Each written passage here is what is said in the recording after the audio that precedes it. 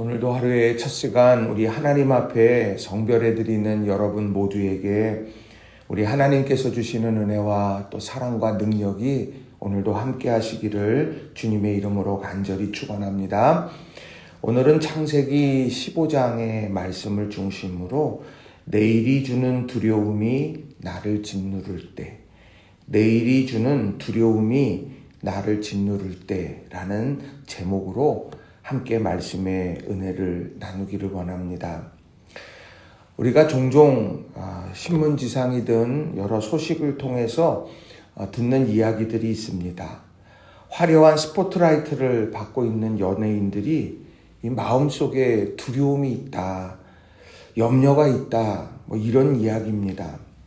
근데 그 이유를 보게 되면 지금 막 자신을 향하여서 온갖 사랑과 환호를 보내고 있는 그 팬들이 언젠가는 돌아서겠다 하는 생각이 들기도 하고, 또 지금의 환호가 언제든지 야유로 바뀔지 모른다라고 하는 그런 생각에 마음이 염려가 생긴다 하는 그런 이야기를 듣습니다. 또 어떤 경제인들이든지 또 이 땅의 가정을 책임지는 많은 가장들이 눈앞에 이 문제를 해결할 수 있는 방법이 눈에 보이는데 그런데 그것을 해결할 능력이 지금 내게 없어서 그러다 보니까 내일 어떻게 될까, 그렇게 무력감과 또 마음의 상함 이런 것들을 또 경험한다는 토로를 듣기도 합니다. 우리 삶의 이러한 상황은 어린아이로부터 노년에 이르기까지 다 비슷비슷하겠죠. 그런데 오늘 본문에 보면 믿음의 조상 아브라함이 겪고 있는 이 두려움의 문제, 그것도 별반 다르지 않더라는 거죠. 그리고 또 그것을 근데 오늘 본문을 보면 이 극복해 가는 과정을 우리에게 잘 설명을 해준다는 겁니다. 그래서 저는 내일이 주는 두려움이 오늘도 우리를 짓누른다.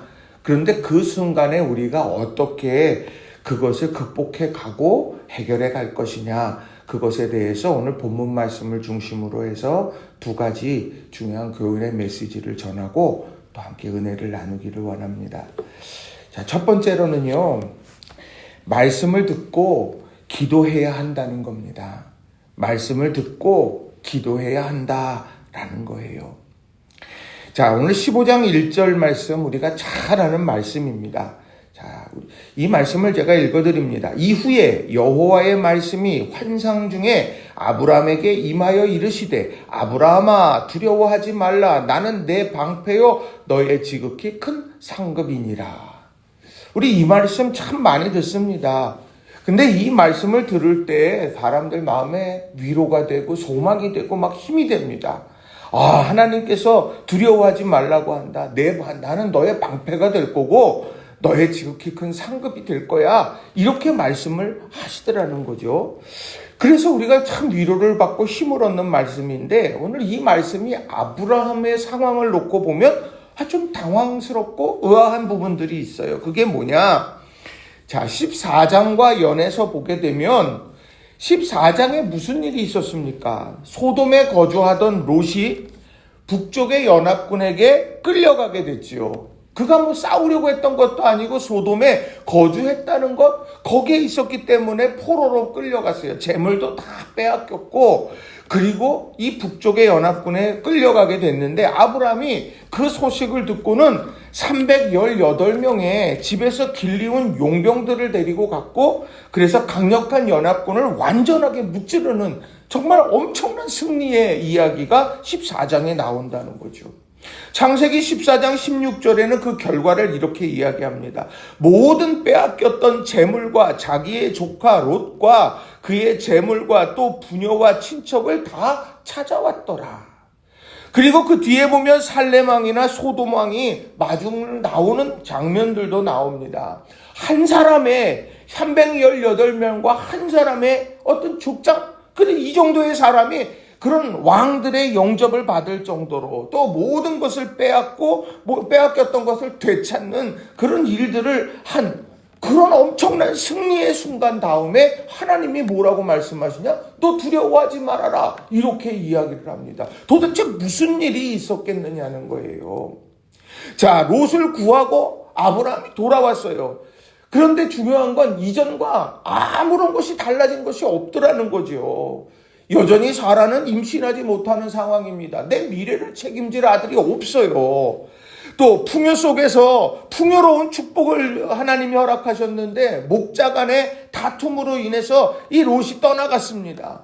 또 포로로 잡혀갔다고 소식을 듣고서 그를 구조해내기도 했지만 다시 함께하지는 못했습니다.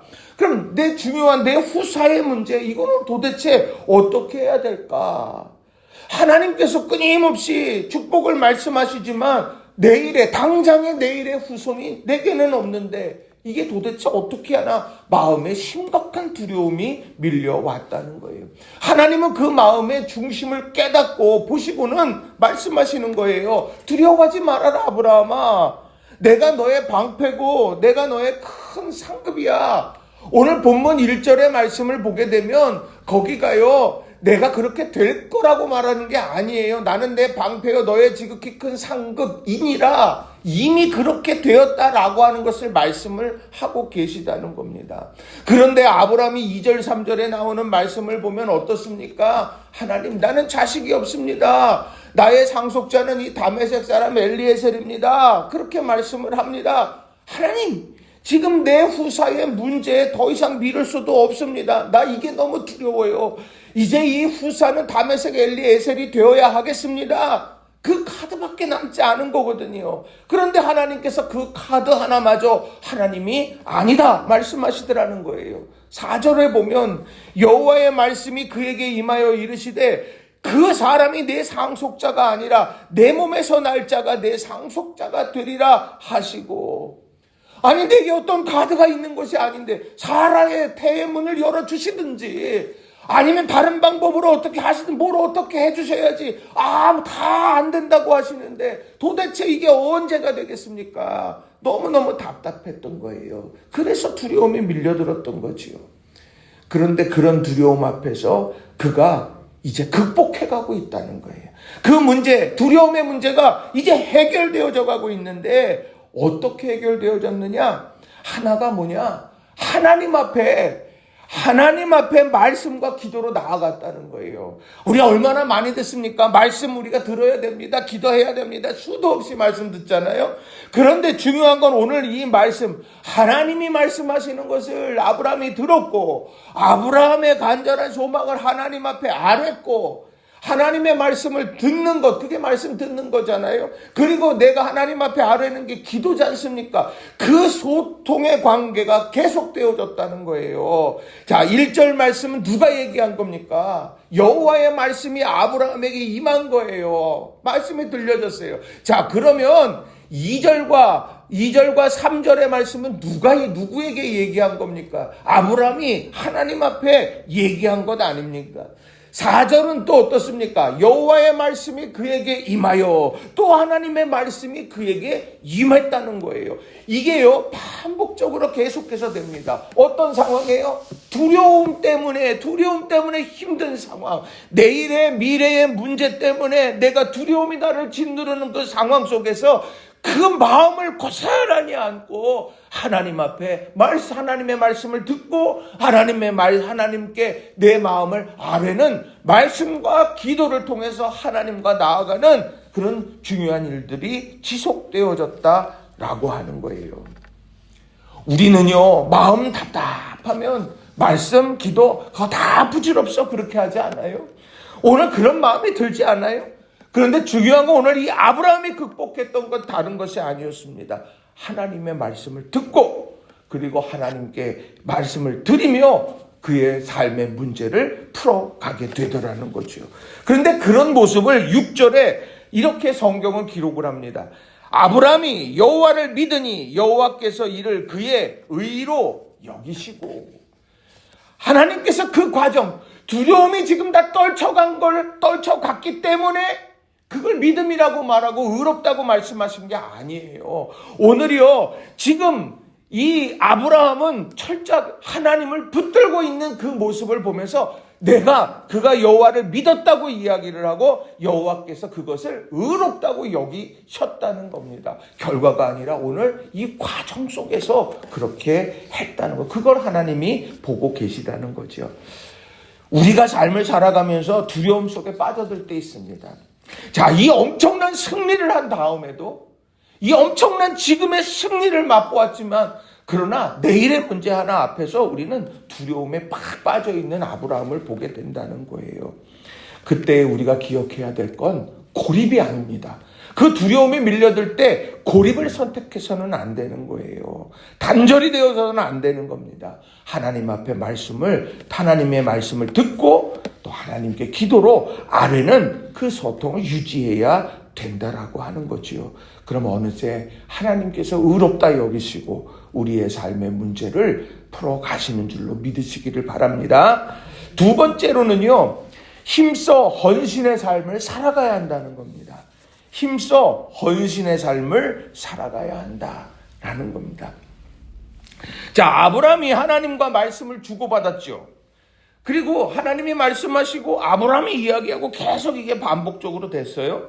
자, 그런데 그렇게 해서 끝난 게 아니에요. 또 믿음을 이야기하시고 의롭다고 여기시는 것으로 끝내신 것이 아니라 이제 그 뒤에 아브라함이 결정적 질문을 하나 이렇게 딱 합니다. 그게 8절이에요.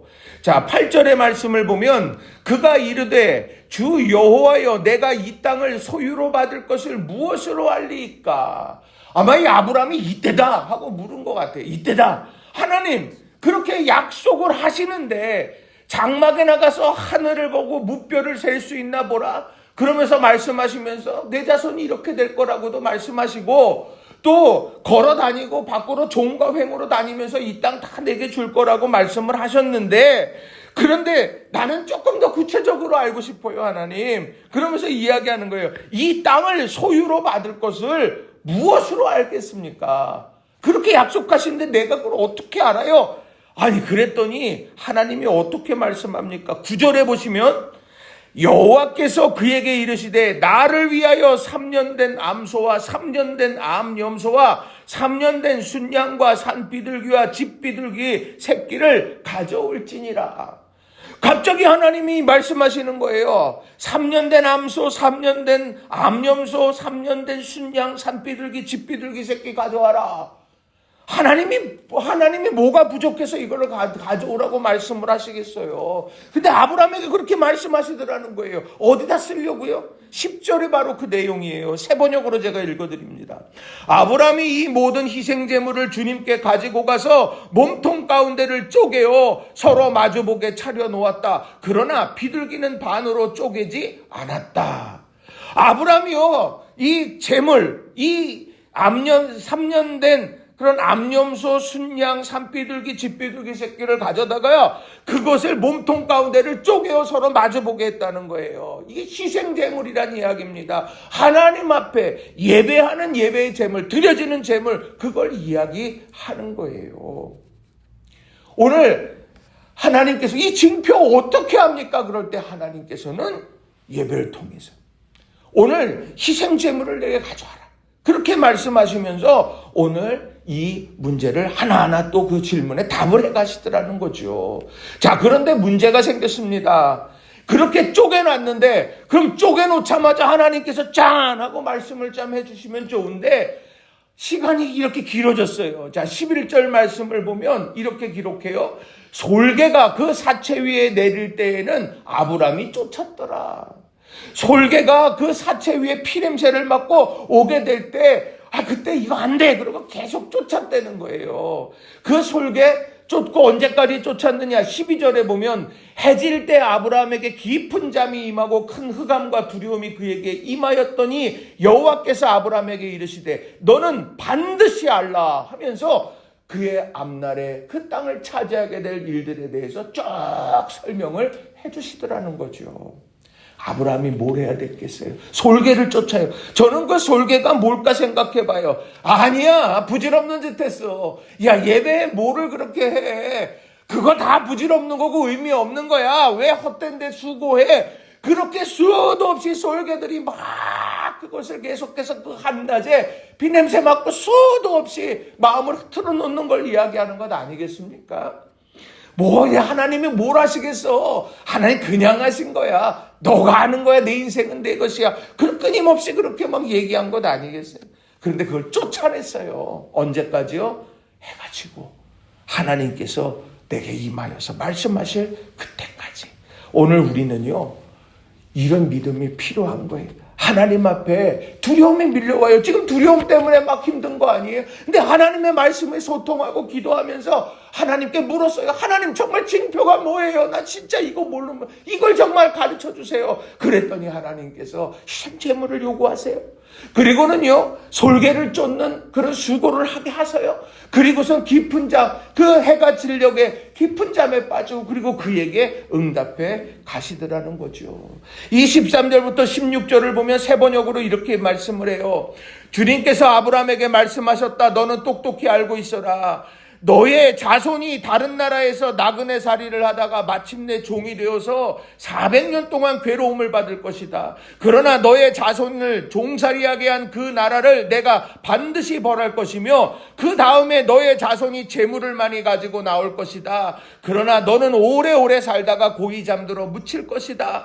너의 자손은 4대째가 되어서야 이 땅으로 돌아올 것이라. 아모리 사람들의 죄가 아직 벌을 받을 만큼 이르지는 않았기 때문이라.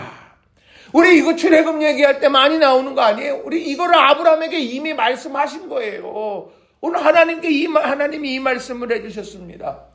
오늘 우리의 삶에 우리의 미래 알지 못해요. 그래서 두려워요. 떨려요. 근데 하나님이 이런 계획을 가지고 있으셨다는 거죠. 우리가 기억해야 되는 건 뭐냐? 두려움이 밀려와. 내일의 두려움이 밀려와. 그럴 때 우리는 하나님 앞에 힘써 헌신의 삶을 살아가는 거예요. 예배, 힘들면 제일 먼저 내려놓는 게 예배가 된다? 그건 솔개의 꼬임에 넘어가게 되는 거예요. 우리가 삶을 살아가면서 우리 손에 달려있지 않은 수많은 문제들, 그것은요, 하나님 앞에 헌신하며 예배하며 하나님 앞에 기다리며 마음 중심 지키며 살아가게 될 때 그건 해결된다. 여러분, 이걸 꼭 기억하시고 끊임없이 세상에서는 영적 거리두기를 해야 된다 말이에요. 아니요. 우린 전능자의 그늘 아래 머무는 삶을 살아가야 하는 거예요. 여러분, 이걸 꼭 기억하시고 믿음 안에서 살아가는 저와 여러분 되기를 바랍니다. 말씀을 정리합니다. 우리는요, 어쩔 수 없이 내일을 알지 못하기 때문에 두려움에 사로잡혀요. 아브라함도 그렇게 잡혔어요. 세상에 많은 것 다 가지고 있고 화려한 조명 속에 있는 연예인이든지 힘 있는 사람들도 다 이게 영원하지 않는다는 걸 알기 때문에, 그래서 우리는 늘 두렵습니다. 그런데 그 두려움의 문제를 안고 우리는 하나님의 말씀을 듣고 기도하면서 나아가야 되는 거예요. 그래야 하나님의 우리 뜻을 알아가게 되는 거죠. 두려움을 정면으로 뚫고서는요, 예배로 나아가는 거예요. 그리고 나를 위한 물질이 아니라 내 미래, 이 물질이 지켜줄 거다, 그게 아니라 하나님 앞에 내 마음을 드리는 귀한 예물 하나님 앞에 올려드리는 거예요. 하나님 앞에 인색하면 안 되는 거예요. 하나님이 주신 은사, 그건 내 기쁨을 위해 사용하라고 주신 게 아니라 하나님 나라 위해서 사용하라고 주신 거거든요. 우리가 그런 하나님의 전능자의 그늘 안에서 하나님을 향하여서 위하여 힘써 헌신의 삶을 살아가는 그들에게 하나님께서는 놀라운 언약의 때를 맞이하고 두려움을 쫓아내 주실 거라는 거죠. 여러분, 이걸 꼭 기억하시고 믿음 안에서 오늘도 승리해가는 저와 여러분 모두가 다 되시기를 주님의 이름으로 간절히 축원합니다. 기도하겠습니다.